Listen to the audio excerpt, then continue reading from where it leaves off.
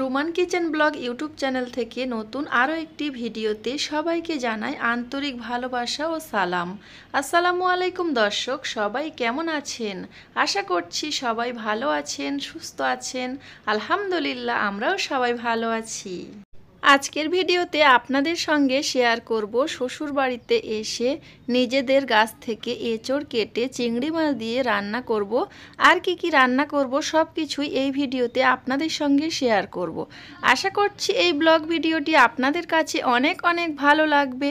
ভিডিওর কোনো অংশে যদি আপনাদের ভালো লাগে ভিডিওটিতে অবশ্যই একটি লাইক দিয়ে দেবেন। এখানে দেখতে পাচ্ছেন নিজেদের গাছ থেকে প্রথমবারের মতো কাঁঠাল কাটছি, মানে কচি কাঁঠাল যেগুলোকে বলা হয় এঁচড়। এগুলো আমি কখনোই কাটিনি, আর শ্বশুরবাড়িতে এসে এই কাঁঠালের সিজনে আমি কখনোই আসিনি, যার কারণে কিন্তু কাটা হয়নি। এবছর যেহেতু এসেছি তাই কচি এঁচড় কেটে নিচ্ছি চিংড়ি মাছ দিয়ে রান্না করার জন্য। প্রথমে আমি এঁচড়টা কেটে নিয়েছি, তারপরে আমি কুমড়া শাক কাটবো। শাকসবজি খেতে আমার ভীষণ পছন্দ, আর গ্রামের বাড়িতে এসেছি কচি কচি শাকসবজি খাবো না সেটা তো হতেই পারে না। আমার শাশুড়ি মা বলছে এখানে খুব সুন্দর সুন্দর কচি কচি কুমড়া শাক আছে, তুমি কিভাবে রান্না করে খাবে, কিভাবে কি করবে করো। কচি কচি এত সুন্দর কুমড়ো শাক দেখে আমার তো ভীষণ লোভ হচ্ছিল। ঝটপট করে আমি চলে এসেছি কুমড়ো শাক কাটার জন্য। অনেক দিন ধরে এই শাক খাওয়া হয় না, তাই ভাবছি এই শাক কেটে নিয়ে আজকে রান্না করি। আপনাদের ভাইয়াকে বলেছি বাজার থেকে চিংড়ি মাছ আনার জন্য, এঁচড় দিয়ে রান্না করব আর এই শাক ডাল দিয়ে রান্না করব। তার জন্য এখন আমি শাকগুলো কেটে নিয়েছি।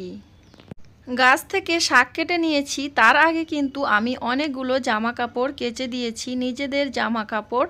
তো এগুলো কেচে শুকাতে দিয়েছি আমি উঠানের মধ্যে। অফ ক্যামেরাতে কুমড়া শাক আলু কেটে নিয়েছি, আর কচি কাঁঠালটা কাটতে চাইছিলাম। আমার শাশুড়ি মা বলল এই কাঁঠালটা কাটতে হবে না, আমি কেটে দিচ্ছি। আমি যখন শাক কাটছিলাম আপনাদের ভাইয়াকে বাজারে যেতে বলেছিলাম, আর বাজার থেকে এখন চিংড়ি মাছ এনেছে, মহিষের মাংস এনেছে। আজকে মহিষের মাংসও রান্না করব, আর চিংড়ি মাছগুলো খুব সুন্দর ফ্রেশ ছিল। এগুলো এখন আমি কেটে নেব।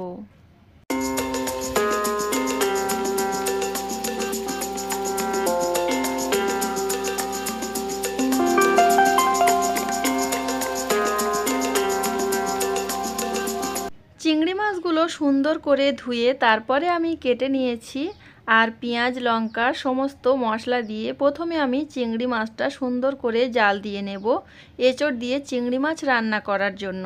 কিভাবে রান্না করি আপনারা সম্পূর্ণ ভিডিওটি দেখতে থাকুন, আশা করছি আপনাদের ভালো লাগবে।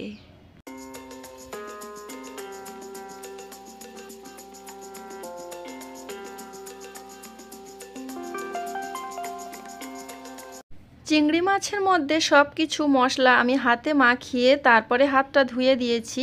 অপর সাইডে আমি মাটির চুলাতে ভাতও বসিয়ে দিয়েছি, আর এইদিকে আমার শাশুড়ি মা এঁচড়টা কেটে দিচ্ছে।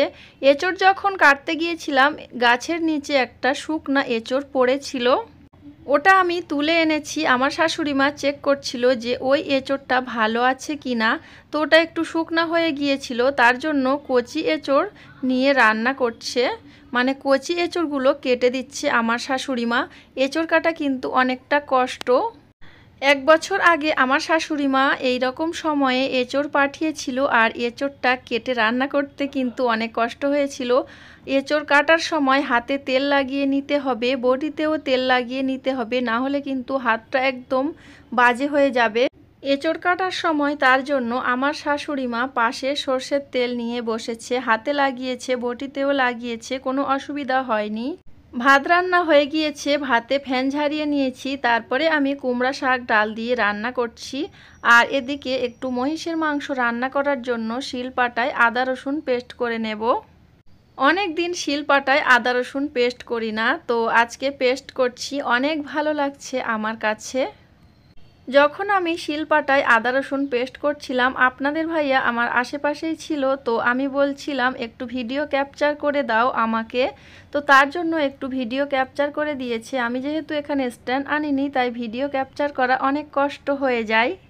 যারা শহরের বাড়িতে থাকে তারা গ্রামের ব্লগ ভিডিও দেখতে পছন্দ করে, তার কারণে আমি গ্রামে এসেছি আর গ্রামের ব্লগ ভিডিও আপনাদের সঙ্গে শেয়ার করছি। এতক্ষণ পর্যন্ত যারা আমার ভিডিওটি ধৈর্য ধরে দেখছেন এখনও লাইক দেননি, তাদেরকে আরও একবার মনে করিয়ে দিচ্ছি ভিডিওটিতে একটি লাইক দিয়ে দেবেন।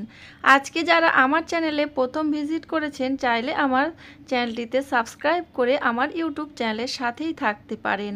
পাশে থাকা বেল বাটনের অল অপশানে একটু ক্লিক করে রাখবেন, এতে করে নিত্য নতুন ব্লগ ভিডিও আপলোড করার সাথে সাথেই আপনাদের ফোনে নোটিফিকেশন চলে যাবে। আপনারা চাইলে সময় সুযোগ করে দেখে নিতে পারবেন। অলরেডি যারা এই কাজটি করে ফেলেছেন সবাইকে জানাই অসংখ্য অসংখ্য ধন্যবাদ। শিলপাটায় আদা রসুন পেস্ট করে নিয়েছি। কুমড়া শাক ডাল দিয়ে রান্না করা হয়ে গিয়েছে। এঁচোড়টা আমার শাশুড়ি মা কেটে দিয়েছিল, আমি আলু দিয়ে এর মধ্যে একটু সিদ্ধ করতে দিয়েছি। প্রথমে আমি এঁচোড়টাকে আলু দিয়ে সিদ্ধ করে নিয়েছি, তারপরে আমি মশলা কষিয়ে তারপরে চিংড়ি মাছ দিয়ে চিংড়ি মাছটাও কষিয়ে এইভাবে আমি এঁচোড় চিংড়ি রান্না করে নেব। চিংড়ি মাছের মাথাগুলো অনেক ফ্রেশ ছিল, আমার শাশুড়ি মা সুন্দর করে বেটে দিয়েছে। বলছে এটা যদি বেটে দেয়া হয় তাহলে এঁচোড় চিংড়ি খেতে ভীষণ ভালো লাগবে। তো আমার শাশুড়ি মা বলাতে আবার বেটে দিয়েছে, আমি সেটা রান্না করে নিচ্ছি। প্রথমে আমি ওই মাথা বাটাটা সুন্দর করে কষিয়ে নিয়েছি, তারপরে সব রকমের মশলা দিয়েছি। আমি জানি অনেকেই এঁচোড় চিংড়ি রান্না করতে পারেন, আবার যারা পারেন না তারা আমার ভিডিও দেখে শিখে নিতে পারেন আমি কিভাবে রান্না করছি। তো মশলাটা প্রথমে কষিয়ে নিয়েছি, তারপরে আদা রসুন বাটা দিয়ে দিয়েছি, লবণ দিয়ে দিয়েছি, সব কিছু দিয়ে সামান্য একটু পানি দিয়েছি। পানিটা না দিলে কিন্তু মশলাটা পুড়ে যেতে পারে। কাঠের আগুনে রান্না করছি আর খুব জোরে জোরে জ্বলছে আগুন। আগে থেকে সব রকম মশলা দিয়ে চিংড়ি মাছটা জাল দিয়ে নিয়েছিলাম, ওটাও দিয়ে দিয়েছি। তারপরে একটু কষিয়ে সিদ্ধ করে রাখা এঁচোড় এবং আলু এর মধ্যে দিয়ে দেব। যারা এঁচোড় খেতে পছন্দ করেন না তারা এইভাবে একবার হলেও রান্না করে দেখতে পারেন। এঁচোড় চিংড়ি খেতে কিন্তু ভীষণ ভালো লাগে। যদিও আমি কখনো এঁচোড় চিংড়ি খাইনি, ইউটিউবের আপুদের দেখতাম খুব সুন্দর করে রান্না করতো, তো তখন আমার খেতে ইচ্ছা করতো। আমার হাতের কাছে তো আর এঁচোড় ছিল না, তাই রান্না করতে পারিনি। এখন যেহেতু গ্রামের বাড়িতে এসেছি তাই গাছ থেকে কচি এঁচোড় কেটে নিয়ে চিংড়ি মাছ দিয়ে রান্না করছি। ভিডিওতে ভয়েস ওভার করতে অনেকটাই কষ্ট হয়ে যাচ্ছে, যার কারণে এই জায়গাতে আমি একটু মিউজিক অ্যাড করেছিলাম।